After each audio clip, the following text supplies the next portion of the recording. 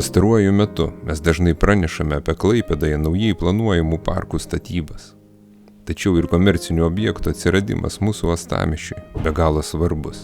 Juk tokia iniciatyva ne tik privaloma augančiam ir modernėjančiam miestui, bet ir keičia dažniausiai seniai apleistų teritorijų įvaizdį. Toks pavyzdys atsiranda Šilutės plente, 48A, pažymėto buvusio ledo arenos kompresorinės pastato vietoje.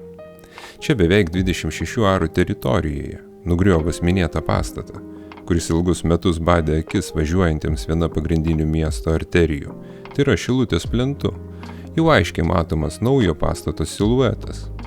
Jeigu jums teko pastebėti čia vykstančias statybas, tai matyt kilo ir klausimas, kas turėtų atsirasti prie buvusios ledo arenos, virtusios teniso arena kaiminystėje.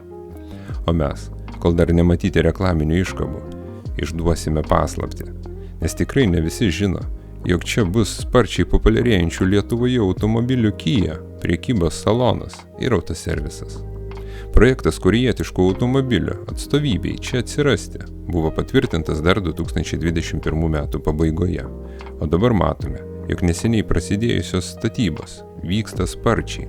Tad galime spėti, jog šią vietą antram gyvenimui prikelsiantis objektas, užimsiantis apie 2000 kvadratinių metrų plotą, duris atvers dar šiemet. O ir mums šiemet, kaip ir praėjusiais metais, reikalingi jūsų patiktukai, komentarai ir nebejotinai kanalo prenumerata.